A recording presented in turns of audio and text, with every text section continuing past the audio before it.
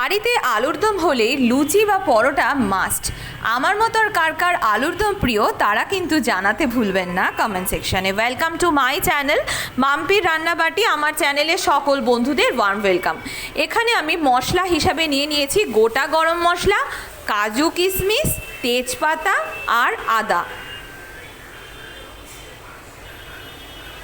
এরপরে আমি সর্ষের তেল দিয়ে দিয়েছি। সর্ষের তেলের মধ্যে সামান্য একটু নুন ফেলে দিয়েছি আর 3টে মতো বড় আলু আমি এইভাবে কেটে নিয়েছি।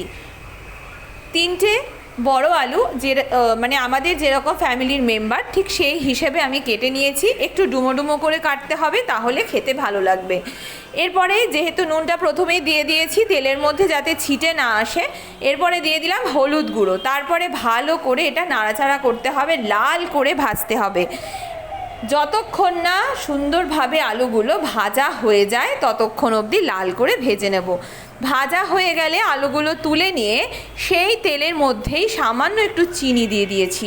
তারপরে বাটা মশলাটা দিয়ে দিলাম।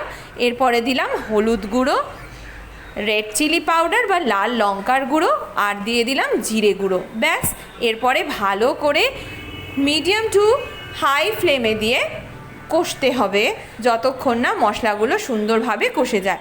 এরপরে মশলা থেকে যতক্ষণ না তেল রিলিজ করছে ততক্ষণ অবধি কিন্তু এইভাবে নাড়াচাড়া করতে হবে। মশলা ধোয়ার সামান্য একটু জল আমি দিয়ে দিয়েছি। এরপরে সমস্ত উপকরণটা একসাথে দিয়ে কষিয়ে নিতে হবে। তারপরে দিয়ে দিলাম টক দই বাটা। টক দইটা ভালো করে আমি ফেটিয়ে নিয়েছি। টক দই ফাটানোটা কিন্তু হাত দিয়ে ফাটাইনি আমি, এটা আমি দিয়েছি মিক্সার গ্রাইন্ডারে। তারপরে ভালো করে 2-3 বার মতো চালিয়ে নিলেই একদম স্মুথ একটা টেক্সচার পাওয়া যায়। এরপরে দিয়ে দিলাম টক দইয়ের পরে ভেজে রাখা আলুগুলো। তারপরে ভালো করে নাড়াচাড়া করে নিচ্ছি যাতে সুন্দর করে মিশে যায় মশলার সাথে।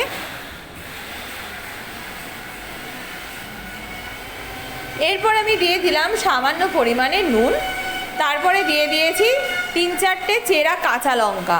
তারপরে দিয়ে দিলাম গরম জল। গরম জল এখানে 1 বড় কাপ মতো দিয়েছি। এরপরে এটাকে ঢাকা দিয়ে রেখেছি 10 মিনিটের জন্য। ব্যাস, আর কিচ্ছু দিতে হবে না। এরপরে গরম গরম পরোটা আর গরম গরম আলু দম দিয়ে পরিবেশন করুন এই স্পাইসি দুর্দান্ত একটা আলুর দম। আশা করি আজকের রেসিপিটা আপনাদের ভালো লেগেছে। আর যেহেতু এটা নিরামিষ রেসিপি, আপনারা পুজো পার্বণের দিনও এটা বানাতে পারেন। সবাই ভালো থাকবেন, সুস্থ থাকবেন।